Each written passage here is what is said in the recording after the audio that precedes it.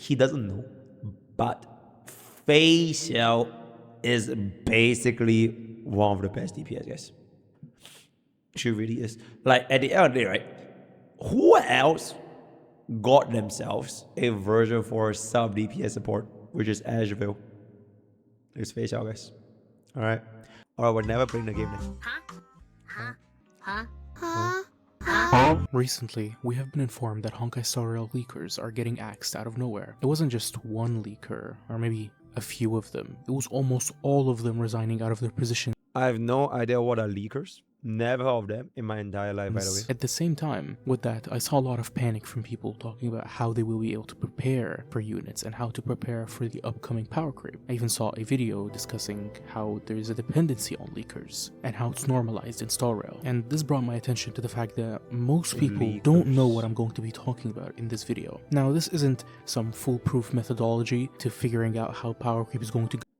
Last time, theoretically speaking, when Cyrene leakers were a thing, if people listen to the leakers for Cyrene, nobody will fucking pull for Cyrene.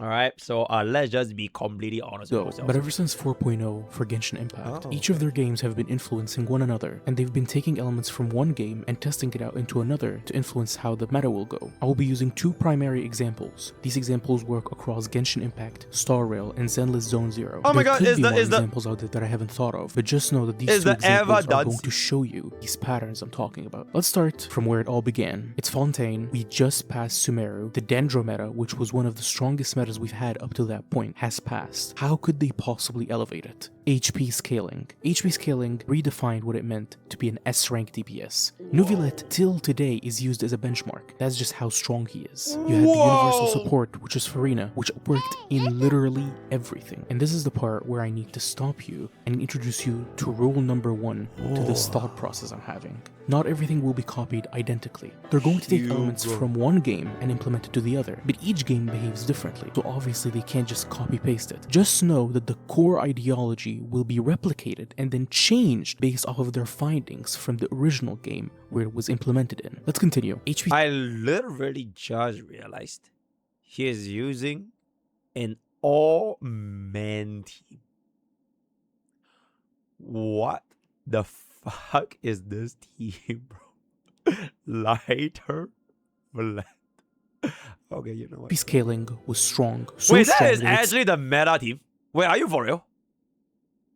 Wait, Hugo's best in slot team is triple male. Wait, actually? Like actually? What? Why would he run two breakers? Bro, that's like running two sustains, bro. Wait, he wants two breakers? Oh, it was before call. It was before call. He does damage based on stun length. Totalize and stun early, so you want to stun as much as possible. Oh, so it was not like a meme thing. He actually wants, like, stuns. I see. Still applicable till today in Genshin Impact. Well, how did this influence their other games? He's a Super Break. He's not like Super Break, because if he's a Super Break, he wouldn't be tier 3. So it is what the next victim of HP scaling. HP scaling during the Amphorius arc has been the most oppressive meta we've had till today. Even far more oppressive than Acheron's reign. Premium Castris is ridiculously strong. And we're just talking at a baseline level of E0 S1. If you vertically invest into this team in any way, shape, or form, you will most likely be able to brute force content without even having to think about the mechanics for why do you swipe?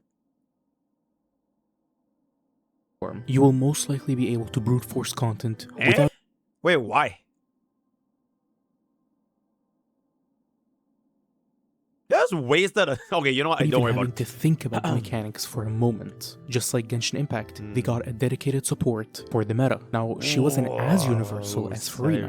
Remember, they're not gonna copy things identically. Oh, so if someone else makes a questionable play, I am being an elitist for calling them out. And if I, God forbid, make one... I'm notorious. Let's go fuck it yourselves. based off of their findings in where it was implemented. Still don't believe that? Let's look at Zenless Zone Zero. The HP meta was introduced with Yi Xuan, and Yi Xuan can do anything you want her to do. She can do anything. She can shred miasma. She has double ults. Her premium team has triple ults even. And just like the ones before it, she got a dedicated support for the meta, Lucia. And Lucia introduced a whole load of problems that could be talked about later. The point is, they copy from one. Why did bro pause here, bro? Are you trying to tell me something? Should I be paying attention to this particular frame in the video? Wait, why did bro pause here?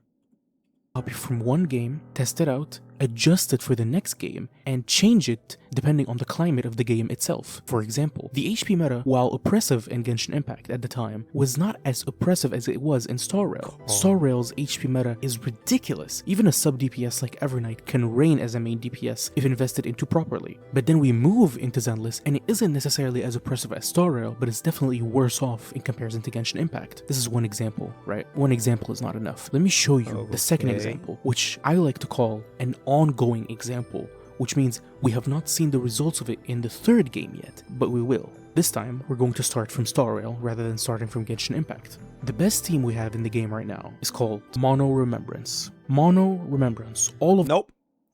Mono Remembrance is no longer the best. Wait, when was this video made? Maybe it's a very long ago.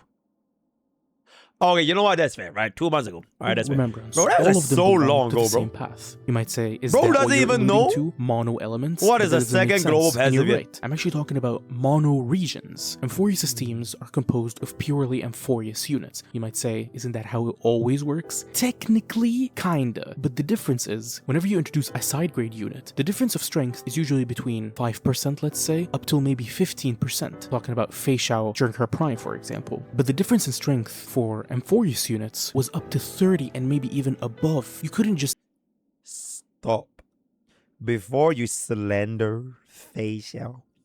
I know this video was 2 months ago, so he doesn't know. Right? Also, hi, little Ika. He doesn't know. But Fei Xiao is basically one of the best DPS, guys. She really is. Like, at the end of the day, right? Who else got themselves a version for sub DPS support, which is Asheville? It's Fei Xiao, guys. All right. She hasn't even gotten a Nova Flare yet. Firefly got Dahlia and Nova Flare. Acheron is currently homeless, waiting for her Asheville. So Fei Xiao already got the Asheville, and before Fei Xiao even got her Nova Flare, she is already cooking cheeks, bro. My cheeks, right? So, I mean, I'm just saying, guys, right? Fei Xiao is just really, really good. side grade with Amphorius units. You had to use their dedicated supports, their dedicated sub DPSs, otherwise the damage would plummet immediately. How does this contribute to the conversation? This hasn't happened in Genshin Impact, you might think to yourself, right? It actually has. Notcry and its cast are entirely— Stop doing that, bro! You might think to yourself, right? It actually has. Notcry and its cast are entirely dependent on the region's units. I'm gonna cry, Again, bro. as I mentioned before, they don't copy things one-to-one. They have to adjust it to the game that they're copying into. And the neat thing about Genshin Impact is, as long as you can perform elemental reactions, it doesn't necessarily matter which units are present. It just depends on the values of elemental mastery or if they have scaling in their talents. But unfortunately, lunar reactions have become much stronger when Colombina came. This whole argument I'm making does not apply pre-Colombina. It's only post-Colombina that the strength difference between lunar reactions and regular reactions began becoming apparent. You don't need lunar reactions, but it feels like it because they're just that strong and just that convenient. And now, every team in Notcry is completely based off of the Notcry units. And if you miss one of them, the strength difference, once again, approaches 30%. This brings us to Zenless Zone Zero. And this is my warning to Zenless Zone Zero players. We will be getting a format of mono teams. How? That's the part where we gotta figure it out. Now, I have a theory personally, and I would say that we already have that present in the game. You might be wondering, how does that work? The answer lies with Yu Shengguang. Yu Shengguang's best team right now involves Dialin and Sena, but you don't actually need dial-in. And most people who play the game will tell you should probably reserve dial-in for a weaker team and then run Sena and Zhao, which is double Ether Veil. I think Ether Veil is the equivalent of mono teams in Zenless Zone Zero. I think the way they're trying to do it is introduce Ether Veil to multiple units. You gotta remember, Ether Veil was first reserved to HP scaling units, starting with Lucia, then Yidhari got Ether Veil, which is the same Ether Veil as Lucia. It gave... What the fuck does this bitch do again? What does she do again? Yadari. She's like she spins. She spins. Eyes rupture DBS. She's the Herda. Oh, I see. The same buff, but I think there was a 10-second difference on the cooldown. But it was only reserved for HP scalers for as long as the game focused on rupture units and HP scalers. Then with the introduction of Yusheng Wang, they made it so that the requirement to get the chain as quick. Did you got early access, Eva? Video was out last week. In terms of damage. Bro, video was out last week and check it out. Guide is up there. Team performance is up there. Zero cycle is up there. Everything's up there. But thank you so much for the $5 tip. She's pretty good though. I think she's pretty good. It's just that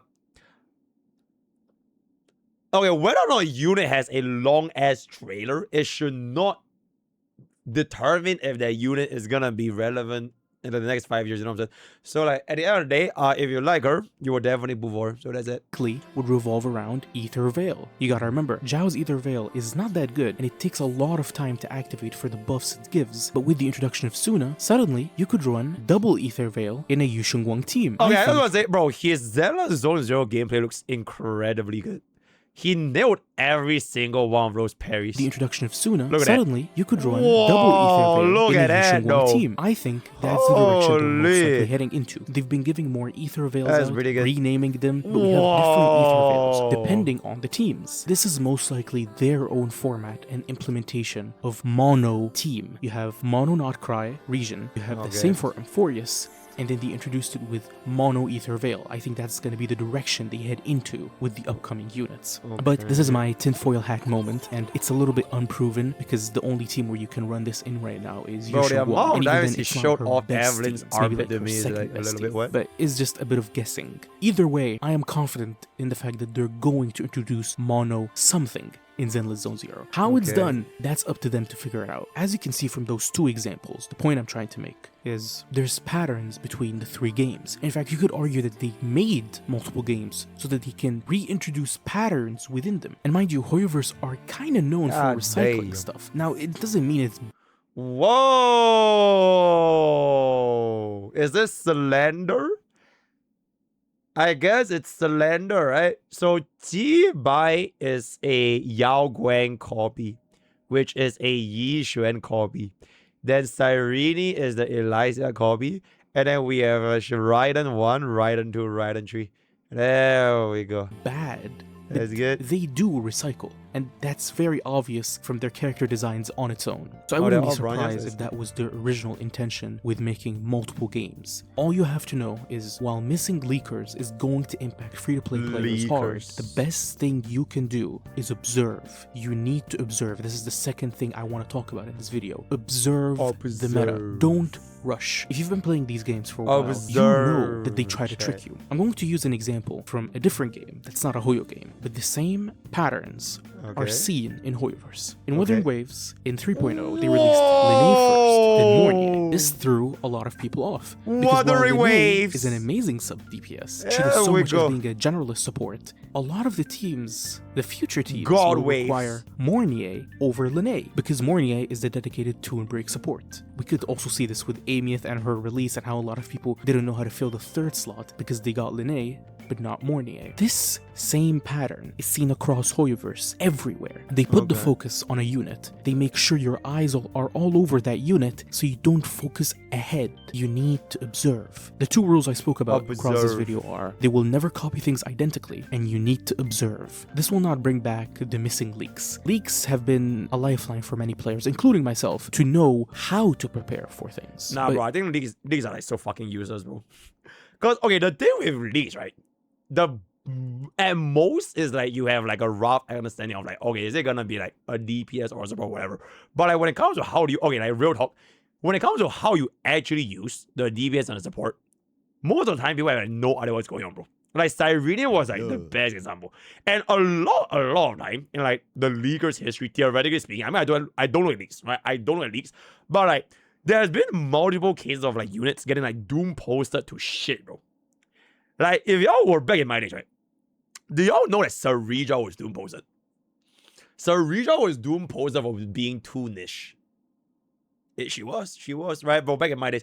And then like I think like another incident was like I'm not sure if it was the case, but if I'm not mistaken, like very, very long, like way back in version 1, by the way, like way back in version 1, there was this like saying that what Sampo was the side grade to Black Swan. And that Pela was the side grade to Ranmei. Because according to the leaguers, you clear in like what within 1 cycle difference. So like it's whatever. Right? So like I would never ever like trust those to be like a determination of like whether she will be pulling for those units. It is more so like an earlier roadmap, which you will know anyways as the time goes by a little bit, and then you can decide for yourself, okay, if you want to play like DPSA, you will want to build a team around DPSA. So if let's just say the next unit comes out is not DPSA, right? It's DPSB. Then you know that if you're going to be pulling for DPSB, you are essentially taking pools away from the pools you will otherwise be spending for DPSA, which is either DPSA support or DPSA's vertical investments. So it just really depends on like what do you want to like invest for in the player. So I want to do. If you observe long enough, you'll be able to decide if the meta you're entering is worth the trouble or not. A lot of people have been talking about how they're not going to participate in the Elation meta directly, and it's very admirable. The Hoyoverse player. Yo, that's me, guys. Yo, we are not pulling Elation meta for my free-to-play account because fuck Elation meta. Bobu will rather die on Mimi's giant tits than pull for Elation meta. So, and then what do you do? Yo, Beast Boy, thank you so much for the 500 BDs. Thank you. Thank you so much. Thank you so much. Players are not exactly to committing, so we'll see how far that goes. But if you wish to commit to Elation for Honkai Star Rail, I highly recommend you observe what they're trying to hide from you. Don't just look at the obvious things that they're advertising for you. They want you to see what Yao Guang is especially tricky because a lot of warriors will be a repeat Sunday, as Sparksy is very basic when it comes to elation mechanics. My advice is that if you're missing Evernight for a caster team, high single or bless on further, you should what? There are no guarantees of the elation meta in comparison of vertical investment on DOT, HP, or fight on teams. I mean, this makes sense, right? Like, if you're already gonna be playing casters, but you're like missing Evernight, you are gonna be. It takes you more Stellar Jades to build Elation from scratch compared to if you were to just get like 1 Evernight for casters or like 1 high stance for DOT, right? Like comparatively, it's cheaper. It's like, would you rather like buy an entire whole new PC? Or if you already bought an older PC, you would just repair like 1 or 2 of the parts. You know what I'm saying? So you don't have to buy another whole new PC again. There's like, I think like the best analogy I can think of when it comes to like investing in the advertised. Look past that. What is coming? What types of bosses have you been encountering? Think for yourself for a moment about what could possibly happen, and maybe you might be able to survive without leakers. Very, very interesting video, but I'm not really sure what is like the takeaway.